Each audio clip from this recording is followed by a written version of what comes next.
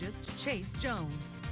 Well, really seeing those cool temperatures push in pretty strong, and that's letting us know there's a more powerful and colder storm up towards the north. But the high pressure sitting over the Concho Valley, keeping a lot of those storms up towards the north, and unfortunately a lot of that moisture. Now, as we make our way closer towards the weekend, we're going to see those humidity values rise and hopefully see a good amount of moisture by the weekend. Temperatures over the last 24 hours going from the near triple-digit mark all the way down into those mid-60s with that strong humidity, and then pushing up there about 20 degrees into those upper 80s. And you see how slowly we're cooling off despite seeing those northerly winds. You can feel that wind chill a little bit more.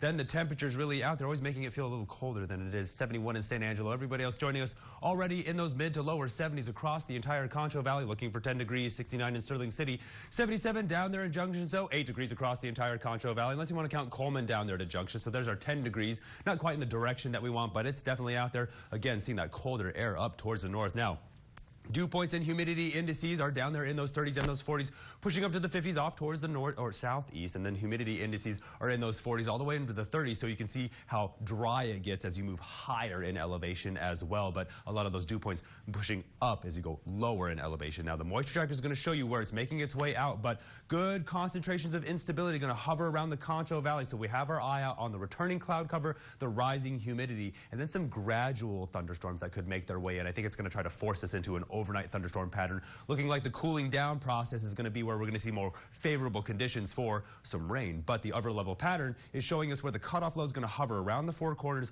then gradually push over the panhandle and make its way up towards the northeast. So the high pressure definitely pushing these storms still along that path where they did see a lot of those tornadoes. But as we get closer towards next week, closing in on around Easter, again, going to see a lot of the subtropical ridge, that instability drag across the Sierra Madres like we're seeing right now. Water vapor imagery, good example of what we'll see as we make our way closer towards the weekend. Now, this is the first system making its way out, and we have our eye on this cloud cover for a little bit of moisture, probably some low clouds. As we make our way off towards the west coast, we're seeing that circulation that's going to work its way around the four corners for the next opportunity for some much needed rain. Now, severe weather outlook, really just the east coast all day, if not Kentucky into Virginia. Take you down to the surface real quick. Red flag alerts have expired for Nebraska, so those winds are finally calming down, but the cold air definitely there. You can see how dry it is, but severe weather finally dying down as that storm starts to run out of steam. A little bit of flash flooding, but down here in the Concho Valley, keeping our eye on the low cloud cover. Of course, the radars are cranked on right now, hoping to squeeze out a little bit of moisture, but it's looking like low cloud cover, picking up all those shades of blue across the entire Concho Valley. Now, Midland's radar is on, hopefully to see a little bit of moisture to try to work its way in.